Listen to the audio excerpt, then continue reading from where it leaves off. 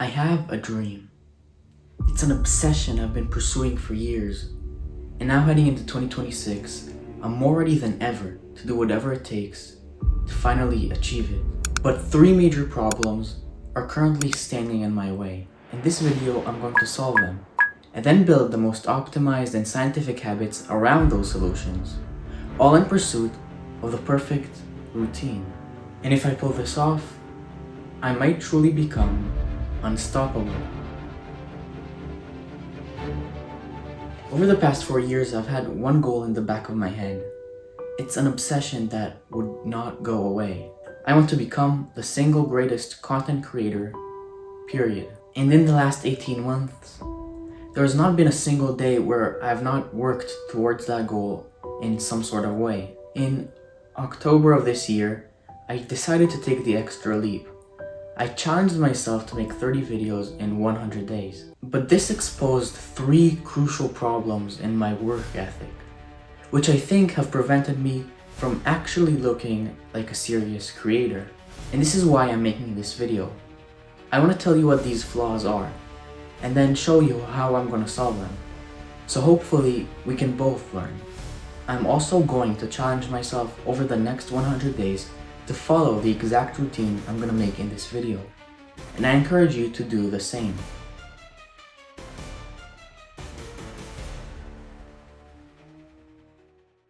Number 1, mental noise. This category I will split into 3 subcategories. It starts with focus.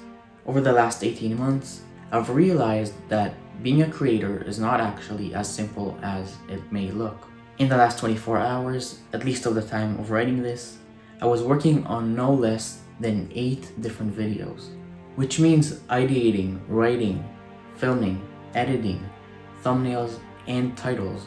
It becomes very difficult not just to do, but to even keep up with, which is why the first thing I'm implementing is a to-do list. The second part is my unclear priorities. It doesn't just split into work life, family life, fitness, and school, but also what is more important, how a video sounds or how it looks. Is it better to have a great thumbnail but a shitty video structure, or have a great intro but a bad title?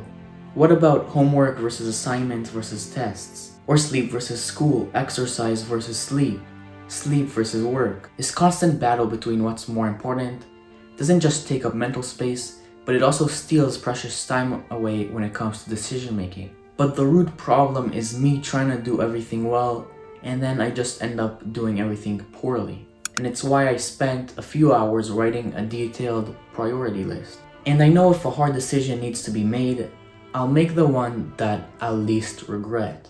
The final part of mental noise is procrastination. When there are too many thoughts, too much mental clutter, it becomes very overwhelming to keep up with. Sometimes with so much going on, it just becomes easier to do nothing. Just to sit on the couch, doom scrolling my life away. My solution to this is that every day, no matter what, I'll spend at least 90 focused minutes on work. Starting small is often all I need to really get going. So the routine is starting to look like this. First thing first, spend 10 minutes in the morning making a to-do list for the day based on the priorities list. And then when I get home after school, I must finish 90 minutes of work before going on my phone. Number 2, the perfectionist trap. I am a serial perfectionist, and while it has helped me some, it mostly stands in my way. And we know this because of this graph, which we'll get to in a bit. So how does this perfectionism come about? Well, mostly in overthinking, undercommitting, and wasting my time.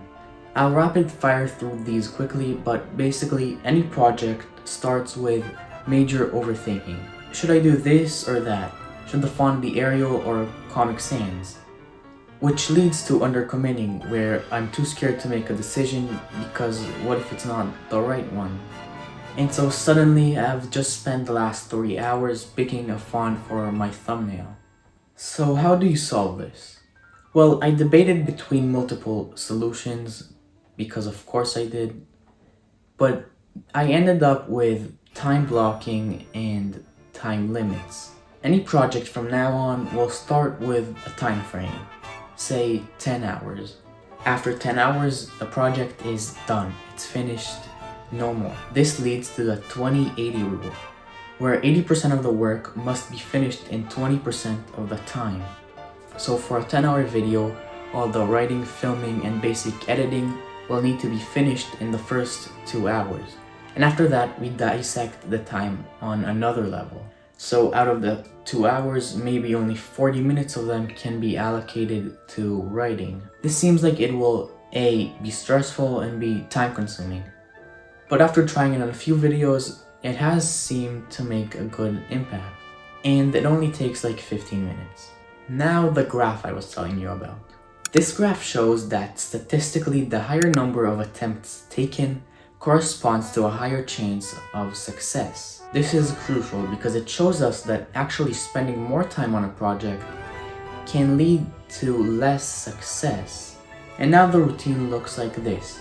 After I get home, I block out how I will spend my time the rest of the day, with convenient breaks in between so I can stretch out and move my legs a bit.